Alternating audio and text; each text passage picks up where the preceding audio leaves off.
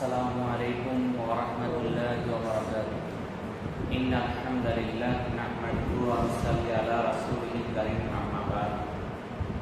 আল্লাহ পাকের নিকট লাখ কোটি শুকরিয়া যে মহান আল্লাহ তাআলা আমাদেরকে পবিত্র শুক্রবার জুমা নামাজ আদায় করার জন্য মসজিদে আসার মতো তৌফিক দান করেছেন।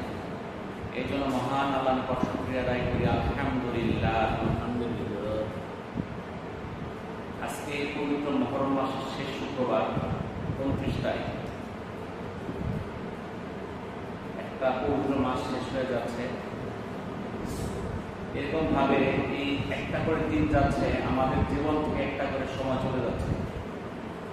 আমরা দুনিয়ার খেল তামাশায় মুক্ত আছি যে আমাদের জীবনে যে একটা একটা করে দিন চলে যাচ্ছে, আমরা কিন্তু খেয়াল করতেছি। এরকমই ভাবে একটা একটা দিন যাইতে যাইতে আমার মৃত্যুটা এসে যাবে, আমি নিজেও টের পাবো না। আজকে নামাজ জুমার নামাজে আসার আগে জানাজা করে আসলাম। এরকম ভাবে আমাদেরকেও যে কোনো সময় চলে যেতে হবে, কিন্তু আমাদের মৃত্যুর জন্য প্রস্তুত হইতে হবে। আমরা দুনিয়া থেকে যাওয়ার সময় কি সাথে নিয়ে যাব, কি আমাদের সম্বল হবে, সেটা আমাদের জানতে হবে। তো আমরা গত কয়েক সপ্তাহ ধরে আলোচনা করতেছিলাম কিয়ামত এর আলামত, ফিতনা ইত্যাদি সম্পর্কে। যখন কিয়ামতের ফিতনাগুলো চারদিকে ছড়ায় পড়বে, আমরা কিয়ামতের ফিতনাগুলোতে জর্জরিত হয়ে পড়ব, তখন আমরা কি করে আমরা বাঁচতে পারি, এই উপায় সম্পর্কে আমরা গত সপ্তাহে যে আলোচনা করেছিলাম তার পরের অংশ থেকে আজকে আলোচনা করার চেষ্টা করব ইনশাআল্লাহ। আব্দুল্লাহ ইবনে মাসউদ রাদিয়াল্লাহু তাআলা থেকে বর্ণিত, তিনি বলেন রাসূলুল্লাহ সাল্লাল্লাহু আলাইহি সাল্লাম বলেছেন, আমার পূর্বে আল্লাহ তাআলা যে উম্মতের মাঝে নবী প্রেরণ করেছেন, সেই উম্মত তার কিছু ঘনিষ্ঠ সহচর ছিল এবং এমন একটি দল ছিল যারা তার সুন্নতকে আঁকড়ে ধরত এবং তার পথ নির্দেশ অনুযায়ী চলত। অতঃপর এমন কিছু লোক তাদের স্থলাভিষিক্ত হলো যারা এমন কথা বলতো যা তারা নিজেরাই করত না, এবং এমন কাজ করত যা তাদেরকে করতে বলা হয়নি। অতএব যে ব্যক্তি তাদের বিরুদ্ধে স্বহস্তে জিহাদ করবে সে মুমিন, আর যে তাদের বিরুদ্ধে জবান দ্বারা জিহাদ করবে সেও মুমিন, আর যে তাদের বিরুদ্ধে অন্তর দিয়ে জিহাদ করবে অর্থাৎ ঘৃণা করবে, পরিকল্পনা করবে সেও মুমিন। এরপর আর সরিষা দানা পরিমাণও ইমান থাকবে না। আব্দুর রহমান রাদিয়াল্লাহু তাআলা থেকে বর্ণিত, রাসূলুল্লাহ সাল্লাল্লাহু আলাইহি সাল্লাম বলেছেন, আমার পূর্বে আগমন করা প্রত্যেক নবীর দায়িত্ব ছিল তার উম্মতকে সেই সব বিষয়ে নির্দেশ প্রদান করা যা তিনি তাদের জন্য কল্যাণকর মনে করতেন, এবং সেই সব বিষয় থেকে সতর্ক করা যা তিনি তাদের জন্য ক্ষতিকর মনে করতেন। আর তোমাদের এই উম্মতের ওফিয়ত বলতে বিভেদ এবং বিকৃতি থেকে রক্ষা করা শুরুর দিকে আল্লাহ তাআলা উম্মতে মুহাম্মদীকে এই ওফিয়ত বা বিভেদ ও বিকৃতি থেকে রক্ষা করেছেন শুরুর দিকে, আর এর শেষের দিকে দেখা দিবে বিপদ এবং এমন সব বিপদ যা তোমাদের কাছে খুব খারাপ মনে হবে, আর এমন সব ফিতনা এসে আপতিত হবে যার পূর্বেরটা পরেরটার চেয়ে হালকা হবে। এমন মারাত্মক ফিতনা এসে পতিত হবে যখন মুমিন বলতে বাধ্য হবে এটা তো ধ্বংস হয়ে গেল, পরে তা দূর হবে। অতঃপর এমন মারাত্মক ফিতনা এসে পতিত হবে যখন মুমিন বলতে বাধ্য হবে এই তো ধ্বংস হলাম, এই তো ধ্বংস হলাম। সুতরাং যে ব্যক্তি জাহান্নাম থেকে দূরে থাকতে চায় এবং জান্নাতে প্রবেশ করতে চায়, তার মৃত্যু যেন এমন অবস্থায় আসে যে সে আল্লাহ ও আখিরাতের প্রতি ঈমান রাখে, এবং সে যেন মানুষের সাথে এমন আচরণ করে যে আচরণ সে তার নিজের জন্য পছন্দ করে। আর যে ব্যক্তি এমন ইমাম এবং নেতার হাত দিয়ে অন্তরে ইচ্ছা সহকারে বায়াত গ্রহণ করে, সে যেন সাধ্য অনুসারে তার আনুগত্য করে যায়। রাবী বলেন, তখন আমি তার আরো কাছাকাছি হলাম এবং বললাম, আমি আপনাকে আল্লাহর কসম দিয়ে বলছি, সত্যি আপনি কি রাসূলুল্লাহ সাল্লাল্লাহু আলাইহি সাল্লামের নিকট এই হাদিসটি শুনেছেন? তখন তিনি তার দুই কান এবং অন্তঃকরণের দিকে দুই হাত দিয়ে ইশারা করলেন। আমার দুই কান তা শুনেছে এবং আমার অন্তঃকরণ তা সংরক্ষণ করেছে। তখন আমি তাকে লক্ষ্য করে বললাম, ওই যে আপনার চাচাতো ভাই মুয়াবিয়া, তিনি আমাদেরকে আদেশ দেন যে আমরা আমাদের পরস্পরের সম্পদ অন্যায়ভাবে গ্রাস করি এবং নিজেদের মধ্যে পরস্পর হানাহানি করি। অথচ আল্লাহ তাআলা বলেছেন সূরা নিসা 29 নম্বর আয়াতে, হে মুমিনগণ, ব্যবসার মাধ্যমে পারস্পরিক সন্তুষ্টির ভিত্তিতে তোমরা একে অপরের সম্পদ অন্যায়ভাবে গ্রাস করো না এবং তোমরা পরস্পরকে হত্যা করো না। নিশ্চয়ই আল্লাহ তোমাদের প্রতি অত্যন্ত দয়াবান। রাবী বলেন, তখন তিনি কিছুক্ষণের জন্য চুপ থাকলেন, অতঃপর বললেন, আল্লাহর আনুগত্যের ব্যাপারে তুমি তার আনুগত্য করো এবং আল্লাহর অবাধ্যতার বিষয়গুলোতে তার অবাধ্যতা করো। সহিহ মুসলিমের 4083 নম্বর হাদিস। হাদিসটা অনেক লম্বা। যখন কিয়ামতের ফিতনাগুলো চারদিকে ছড়ায় পড়বে, তখন মুমিনদের কাছে এমন বড় বড় ফিতনা আসবে, তখন মনে করবে এই তো আমি ধ্বংস হয়ে যাচ্ছি, এই তো আমি ধ্বংস হয়ে গেলাম। কিন্তু সেই ফিতনা শেষ হইতে না হইতে এমন এক ফিতনা আসবে যেটা আগের চেয়ে আরো বেশি বিপদ। সে মনে করবে এবার ধ্বংস নিশ্চিত। এই অবস্থায় আল্লাহ রাসূলকে জিজ্ঞাসা করতেছেন, তখন আমরা কি করব? তখন বলল যে তুমি কি করো, তোমার ইমাম বা নেতার বায়াত গ্রহণ করো, তার কথা তুমি শুনো, তাকে মেনে চলো।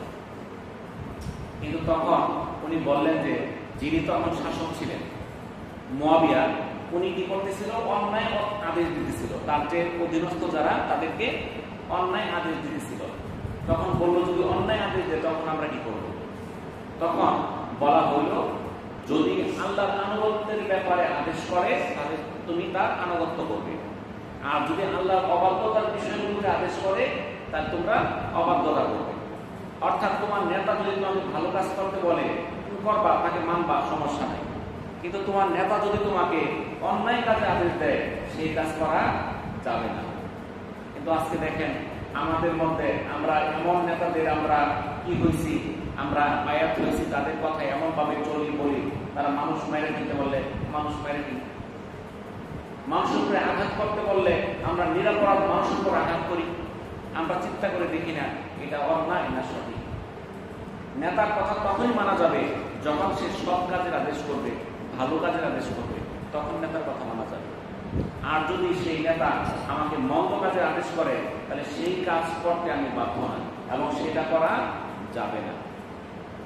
হুযায়ফা ইবনে ইয়ামান রাদিয়াল্লাহু তাআলা থেকে বর্ণিত, তিনি বলেন, লোকেরা রাসূলুল্লাহ সাল্লাল্লাহু আলাইহি সাল্লামকে কল্যাণ সম্পর্কে জিজ্ঞাসা করত, আর আমি তাকে অকল্যাণ এবং অমঙ্গল সম্পর্কে জিজ্ঞাসা করতাম, এই আশঙ্কায় যে আমার জীবনে তা শুরু হয়ে যায় কিনা।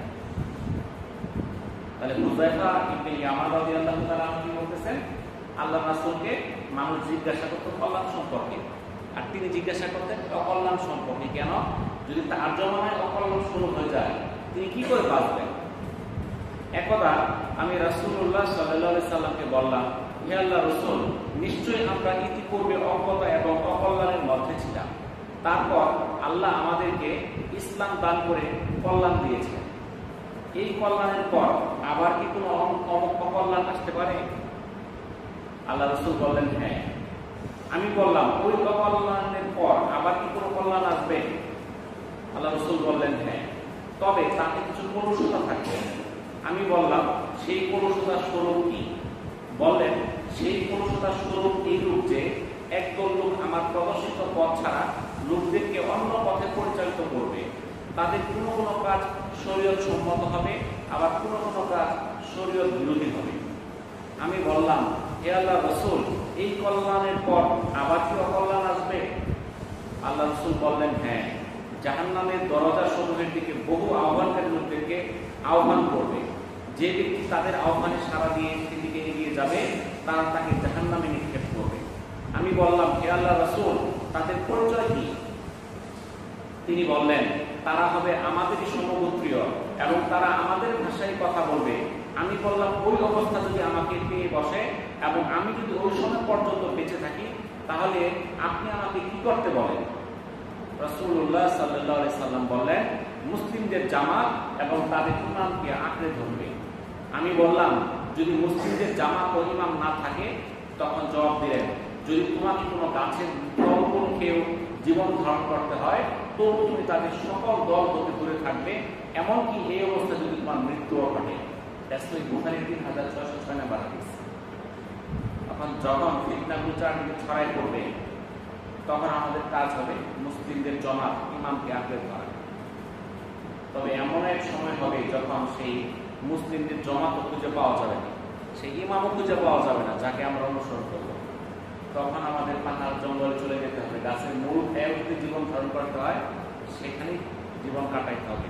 যদি ওই অবস্থায় মৃত্যু ঘটে তবু ওইভাবে জীবন অতিবাহিত করতে হবে। তো কিয়ামতের ফিতনাগুলো যখন চারদিকে ছড়াই পড়ে, তখন আমাদের সেই ফিতনা থেকে বাঁচার চেষ্টা করতে হবে।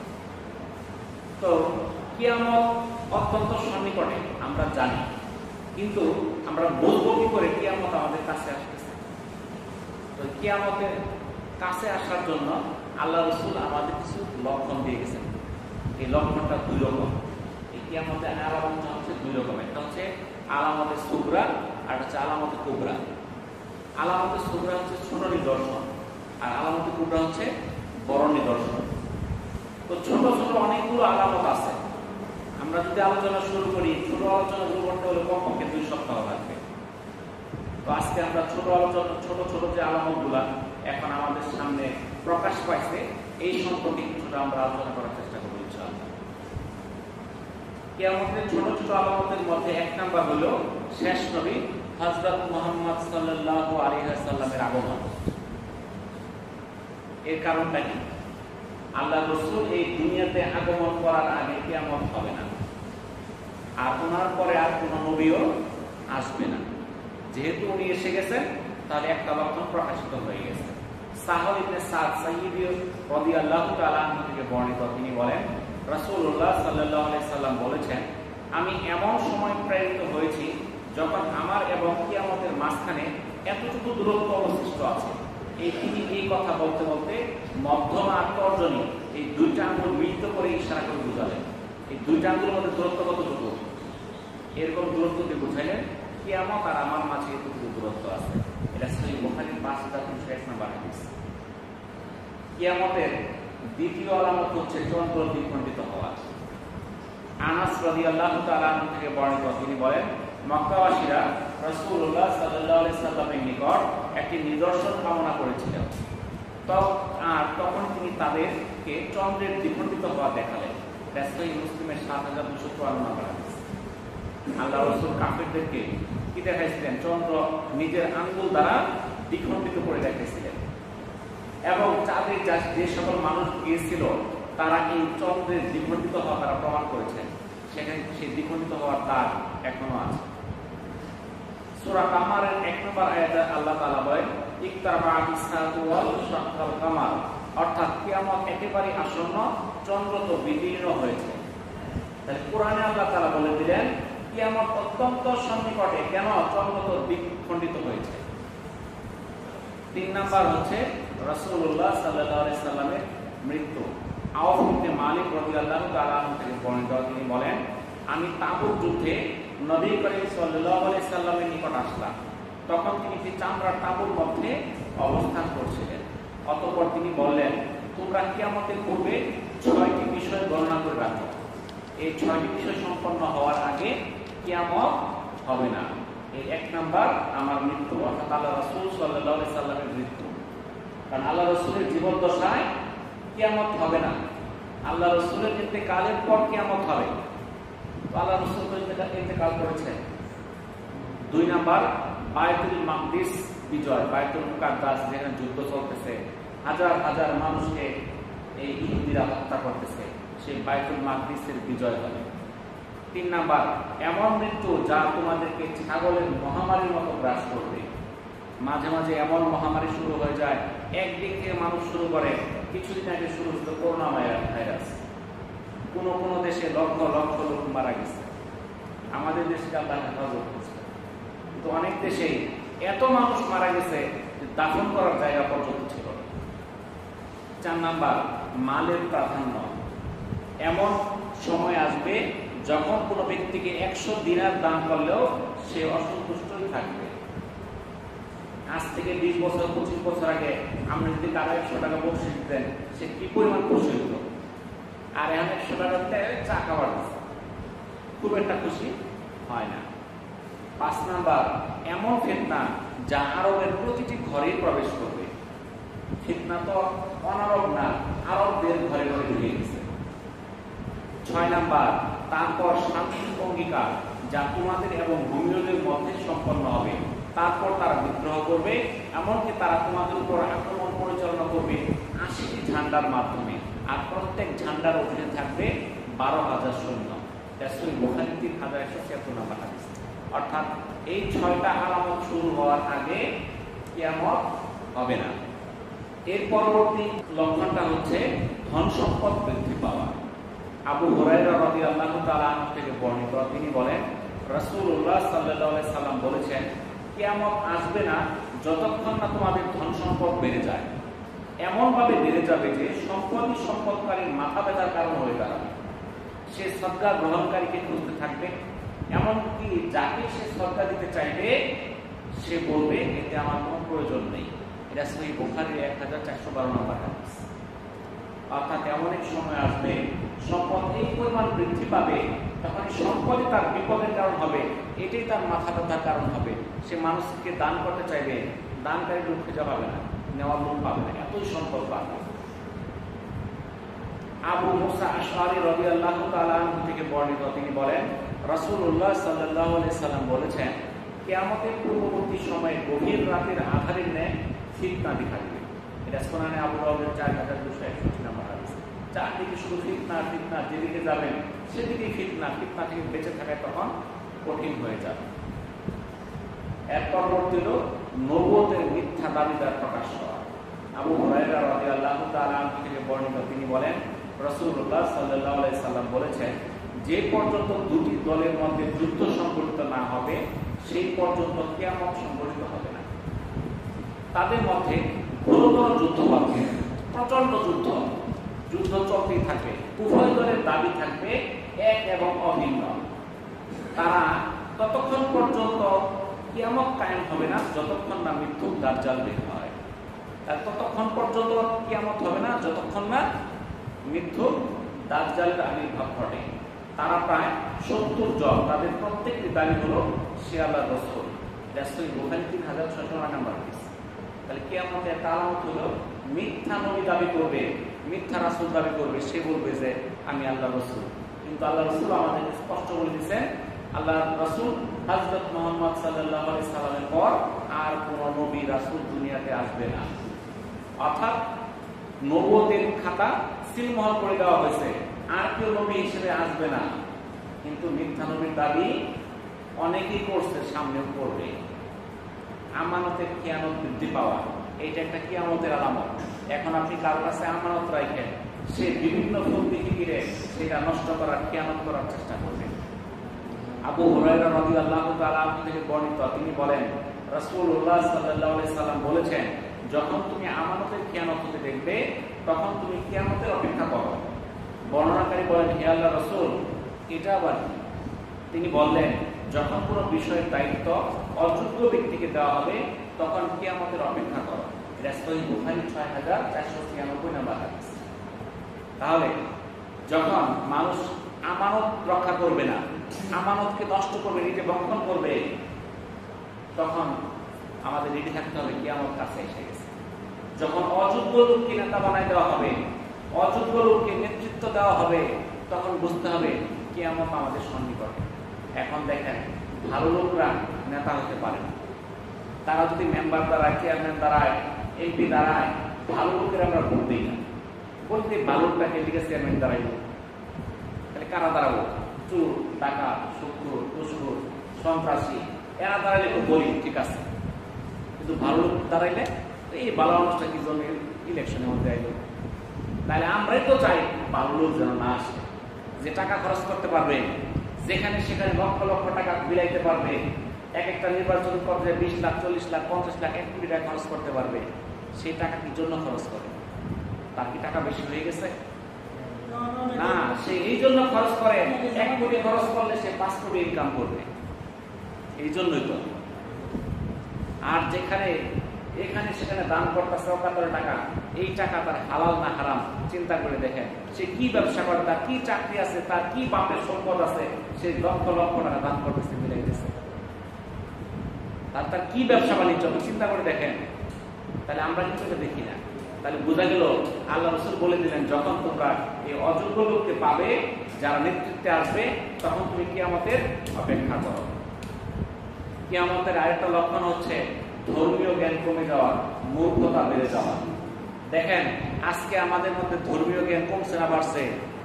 আমাদের দুনিয়ার বিজ্ঞান অনেক বেশি, কিন্তু ধর্মীয় জ্ঞান হ্রাস পেয়েছে।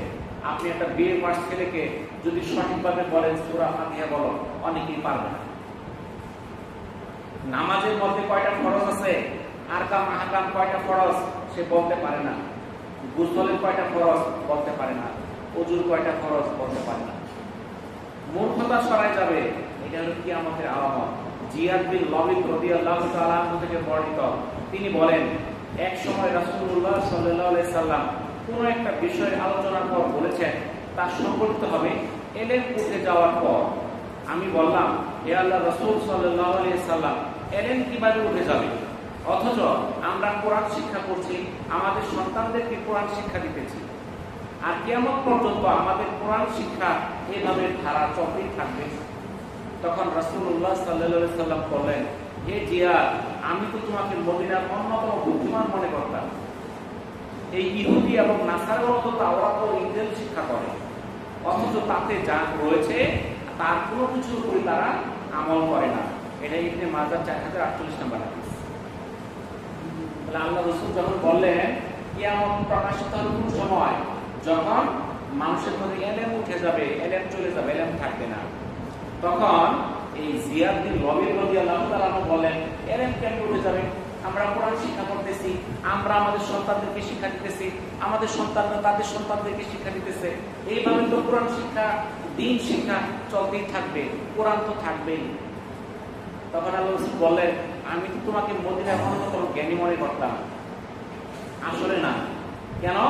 কারণ এই যে আসমানি কিতাব ইহুদি এবং নাসারা তাদের কাছেও ছিল, তাদের কাছেও ইনজিল জবুর ছিল, তারা পড়ছে কিন্তু তারা আমল করে নাই। আমাদের কাছেও কোরআন আছে, আমরা কি আমল করতেছি? আপনি চিন্তা করে দেখেন, আমরা কোরআনের হুকুমগুলো কি মানতেছি কিনা? তাহলে আমরা মানতেছি না। কোরআন ঠিকই থাকবে, কিন্তু আমাদের কাছ থেকে এলেম চলে যাবে। আমরা কোরআন তেলাওয়াত করব না, তেলাওয়াত করলেও এর অর্থ বুঝবো না, সেই অনুযায়ী আমল করব না। এটাই হচ্ছে কিয়ামতের আলামত। কিয়ামতের আরেকটা আলামত হচ্ছে ব্যভিচার বৃদ্ধি পাওয়া। কাতাদা রাদিয়াল্লাহু তাআলা থেকে বর্ণিত, তিনি বলেন, আনাস রাদিয়াল্লাহু তাআলা আমাদেরকে সংবাদ দিয়েছেন, তিনি বলেছেন, আমি কি তোমাদেরকে এমন হাদিস শোনাবো না যেই হাদিস আমার পর আর কেউ তোমাদেরকে শোনাবে না। আমি রাসূলুল্লাহ সাল্লাল্লাহু আলাইহি সাল্লামকে বলতে শুনেছি যে তিনি বলেছেন, কিয়ামত ততক্ষণ পর্যন্ত কায়েম হবে না যতক্ষণ না কিয়ামতের একটি নিদর্শন হচ্ছে ব্যভিচার প্রকাশ পাওয়া। এটা সহিহ বুখারী 6007 নম্বর হাদিস। তাহলে কিয়ামতের একটা আলামত হচ্ছে ব্যভিচার প্রকাশ পাওয়া, চারদিকে ব্যভিচার অহরহ হাতের নাগালে এসে যাবে, একদম সহজ হয়ে যাবে। তখন বোঝা যাবে কিয়ামত অত্যন্ত সন্নিকটে। কিয়ামতের আরেকটা আলামত হচ্ছে সুদের বিস্তার লাভ করা। আব্দুল্লাহ ইবনে মাসউদ রাদিয়াল্লাহু তাআলা থেকে বর্ণিত, তিনি বলেন, রাসূলুল্লাহ সাল্লাল্লাহু আলাইহি সাল্লাম বলেছেন, কিয়ামতের পূর্ববর্তী সময়ে সমাজের সর্বস্তরে সুদ, ব্যভিচার, মদ্যপান বিস্তার লাভ করবে। এটা সিলসিলা সহিহ 3415 নম্বর হাদিস। তাই কিয়ামতের আগে চারদিকে সুদের বিস্তার ঘটবে। এখন সুদের বিস্তার ঘটছে কি ঘটছে না আপনারাই বলেন। আপনারা বলেন সুদের বিস্তার ঘটছে কিনা? চারদিকে বিভিন্ন সুদ, এনজিও, বিভিন্ন সমিতি বিভিন্ন সুদ দিতেছে, কিস্তি দিতেছে। কিস্তি দেয় না এমন লোক বাংলাদেশে খুঁজে পাওয়া কঠিন। সবাই কিস্তি আছে। একবারে কোটিপতি থেকে শুরু করে যে ফুটপাতের ব্যবসায়ী, আরো গরিব, মনে হয়তো ফকির স্যার আছে, এগারো বড় কিস্তি আছে। ধনী গরিব আছে, গরিব আছে, কারো বাকি নাই। কিস্তি থেকে বাঁচতে পারতেছে না, এর মানে সুদ চারদিকে ছড়াই গেছে। কিয়ামতের এরপরের আলামত হচ্ছে বাদ্যযন্ত্রের ব্যবহার বৃদ্ধি পাওয়া। সাহল ইবনে সাদ রাদিয়াল্লাহু তাআলা আনহু থেকে বর্ণিত, রাসূলুল্লাহ সাল্লাল্লাহু আলাইহি সাল্লাম বলেছেন, অচিরে শেষ যুগে ভূমিধস, বজ্রপাত এবং বিকৃতি দেখা দিবে। রাসূলুল্লাহ সাল্লাল্লাহু আলাইহি সাল্লামকে জিজ্ঞাসা করা হলো, হে আল্লাহর রাসূল, তা কখন? তিনি বললেন, যখন বাদ্যযন্ত্র ও গায়ক গায়িকারা অধিক হারে প্রকাশ পাবে।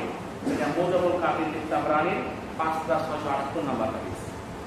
তাহলে কখন এই ভূমিধস বাড়বে, ভূমি ধসে যাবে, বজ্রপাত? আপনারা দেখেন এখানে আছেন, বজ্রপাত এখন যেভাবে মানুষ মরে, আপনারা কখন শুনছেন এইভাবে মানুষ মরতে?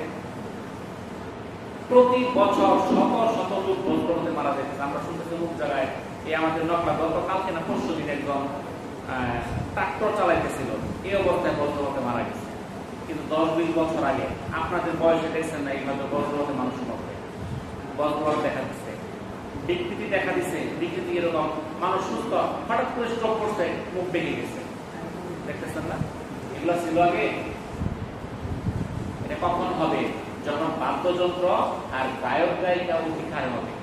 বাদ্যযন্ত্রের অভাব আছে, তখন দেখি মোবাইলে একটা বাদ্যযন্ত্র, আর কত রকম বাদ্যযন্ত্র যা আছে, TV, recorder, sound box, sound system, হিসাব নাই।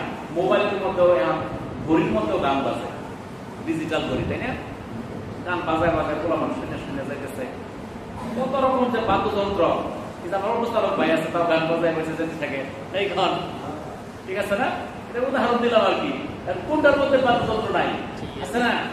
আপনি যেখানে যাবেন সেখানে বাদ্যযন্ত্র, এর মানে এটা কিয়ামতের আলামত। আর গায়ক গায়িকার অভাব আছে নাকি? কত যে শিল্পী দেশে হয়েছে। আগের যদি আমরা 2-5-10টা শিল্পী আমরা শুনছি যে বাংলাদেশে কয়েকজন শিল্পী আছে, তাই না? আর এমন শিল্পী যে কত লাখ, নাম করে শেষ করতে পারবেন না। মোবাইলের মধ্যে যে হাতে দেয় ওই শিল্পী, ঠিক আছে না? সব শিল্পী হয়ে গেছে। কিসের আলামত? কিয়ামতের আলামত। কিয়ামতের আরেকটা আলামত হচ্ছে মদ্যপানের বিস্তার লাভ করা। কাতাদা রাদিয়াল্লাহু তাআলা আনহু থেকে বর্ণিত, তিনি বলেন, আনাস রাদিয়াল্লাহু তাআলা আনহু আমাদেরকে সংবাদ দিয়েছেন, তিনি বলেছেন, আমি কি তোমাদেরকে এমন হাদিস শোনাবো না যেই হাদিস আমার পর আর কেউ তোমাদেরকে শোনাবে না? আমি রাসূলুল্লাহ সাল্লাল্লাহু আলাইহি ওয়াসাল্লামের বলতে শুনেছি যে তিনি বলেছেন, কিয়ামত ততক্ষণ পর্যন্ত কায়েম হবে না যতক্ষণ না পর্যন্ত মদ পান করা হয়। সহিহ বুখারী 6007 নম্বর হাদিস। উবাদা ইবনে সামিত রাদিয়াল্লাহু তাআলা আনহু থেকে বর্ণিত, তিনি বলেন, রাসূলুল্লাহ সাল্লাল্লাহু আলাইহি সাল্লাম বলেছেন, আমার উম্মতের এমন সুযোগ মদকে ভিন্ন নাম দিয়ে হালাল করে নিবে। এটা মুসনাদে আহমদের 22761 নম্বর হাদিস। অর্থাৎ কিয়ামতের আগে মানুষ মদকে হালাল করে নেবে, এমন পরিমাণ মদ খাবে, তখন মদের নাম আর মদ থাকবে না, তার বিভিন্ন সুন্দর সুন্দর নাম দিবে। তখন ইয়াবা হয়ে যাবে, ফেন্সিডিল হয়ে যাবে, কত নাম দিবে, নামের কোনো শেষ নাই। প্রত্যেকটার কাজ একটাই। আমরা খাই কি এনার্জি ড্রিঙ্ক, কত এনার্জি ড্রিঙ্কের মধ্যে অ্যালকোহল আছে আমরা জানি না। কিয়ামতের আরেকটা আলামত হচ্ছে মসজিদকে সুসজ্জিত করা এবং তা নিয়ে গর্ব করা। আনাস রাদিয়াল্লাহু তাআলা আনহু থেকে বর্ণিত, তিনি বলেন, রাসূলুল্লাহ সাল্লাল্লাহু আলাইহি সাল্লাম বলেছেন, কিয়ামত কায়েম হবে না ততক্ষণ পর্যন্ত যতক্ষণ মানুষ মসজিদ নিয়ে পরস্পর গর্ব করে। সুনানে আবু দাউদের 450 হাদিস। কিয়ামতের লক্ষণ এটাও হবে, মানুষ গর্ব করবে, আমার মসজিদ দেখছো কত সুন্দর। সুন্দরটা কি? কোনটা ভাঙাচোরা, আমারটা কত সুন্দর দেখে আমরা মসজিদ কেমনে বানাইছি। আমি কিছুদিন আগে গেলাম এই দক্ষিণ দিকে চর এলাকায়, এক লোক আমাকে নিয়ে গেছে, সে একটা মসজিদ করছে দেখানোর জন্য কিছু একটা সাহায্য চাওয়ার জন্য। দেখলাম যে বড় মসজিদ, এই মসজিদের মানে 3 গুণ লম্বা। আমি বললাম যে এত বড় মসজিদ মুসল্লি পাবেন কই? ওই পাড়ার দাসে আরো 10 ফুট বেশি দিচ্ছে, মানে ওই পাড়ার যেটা মসজিদ আছে ওটা 10 ফুট মাইকটা বড় দিচ্ছে, মুসল্লি আধা কাতা রয়। সপ্তাহে অর্থে বড় করছি আমি, তখনটা করতে পারবো আমারটা সে বড় কিনা, এটা গর্ব করবো। যখন এই মসজিদ নিয়ে গর্ব করবে, বুঝবেন কিয়ামত অত্যন্ত সন্নিকটে। এবং মসজিদকে এমন ভাবে সাজাবে যেমন ইহুদি নাসারা তারা যেভাবে তার মন্দিরকে সাজায়। আব্দুল্লাহ ইবনে আব্বাস রাদিয়াল্লাহু তাআলা আনহু থেকে বর্ণিত, তিনি বলেন, অচিরে তোমরা মসজিদগুলোকে সুসজ্জিত করবে যেমনই ভাবে ইহুদি এবং খ্রিস্টানরা তাদের মন্দিরগুলোকে সুসজ্জিত করে। সুনানে আবু দাউদের 448 নম্বর হাদিস। তাহলে মসজিদকে এত সুসজ্জিত করা যাবে না যেন মন্দিরের মতো হয়ে যায়। এটা অনেক জায়গায় এখন দেখবেন যে হইতেছে, এত বিশাল বিশাল মসজিদ দেখবার জন্য আমরাই দেখবার যাই, আপনারা যাই না আমরা 200 মসজিদ দেখার জন্য। কি বানাইছে এমন মসজিদ যেটা দেখার জন্য সারা দেশ থেকে লোক যাইতেছে, নারী পুরুষ পর্দার কোনো খেয়াল নাই, মেলা হয়ে গেছে। ওখানে একটা মেলা, শুক্রবার যদি যান দেখবেন যে বিভিন্ন খেলা টেলা ট্রেন এগুলো আইন না বিশাল মেলা বানায় ফেলছে, হাজার হাজার লোক, মেলার চেয়েও বেশি।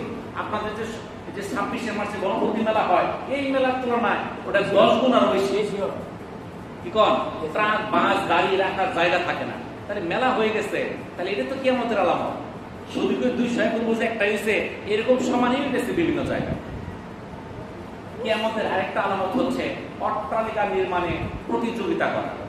আবু হুরায়রা রাদিয়াল্লাহু তাআলা আনহু থেকে বর্ণিত, তিনি বলেন কিয়ামতের একটি আলামত হচ্ছে যখন রাখালরা বড় বড় অট্টালিকা নির্মাণে জোর প্রতিযোগিতা করবে। এটা সহিহ মুসলিমের 106 নম্বর হাদিস। এখন দেখেন কার চেয়ে কে বড় বিল্ডিং করবে প্রতিযোগিতা। ওই করছে 5 তলা, আমি করবো 10 তলা, ওই 10 তলা করছে, আমি করবো 20 তলা। প্রতিযোগিতা শুরু হয়ে গেছে। এটা হলো কিয়ামতের আলামত। কিয়ামতের আরেকটা আলামত হচ্ছে দাসী কর্তৃক প্রভুকে জন্ম দেওয়া।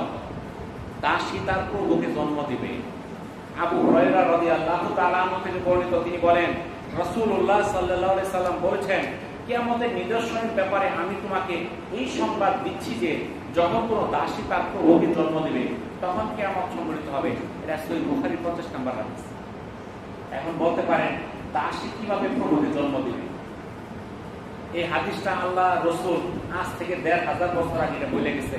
এটার ব্যাখ্যা সঠিকভাবে এই গত 1400 বছরে কেউ দিতে পারে নাই, কিন্তু এখন দেওয়া যাইতেছে। দাসী কিভাবে প্রভুকে জন্ম দেয় এখন হচ্ছে, এটার নাম হলো সারোগেসি। এটা আপনারা জানেন না, আমাদের দেশে শুরু হয় নাই, কিন্তু আমাদের আশেপাশের দেশে শুরু হয়েছে, ইন্ডিয়াতেও শুরু হয়েছে। এটার নাম হলো, বাংলাতে হলো গর্ভকে ভাড়া করে।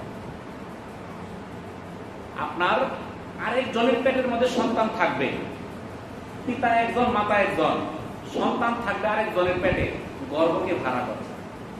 এটা 2 কারণে করে। একটা হলো অনেকে আছে নিঃসন্তান, সেই পিতা মাতার নিজের গর্ভে সন্তান দেওয়া সম্ভব না, তারা অন্য কোনো উপায়ে অন্য জনের গর্ভে সেই সন্তানকে কি করবে, দুনিয়াতে নিয়ে আসবে। আর আরেকটা পদ্ধতি আছে নবাবী হাল, পেটের মধ্যে সন্তান রাখতে পারবো না, এই 10 মাস রাখবো, এত কষ্ট, আমি কোটি কোটি টাকার মালিক, এত কষ্ট আমি সহ্য করতে পারবো না, আরেকজনের পেটে থাকবে, যখন হবে আমি নিয়ে এসে বলবো।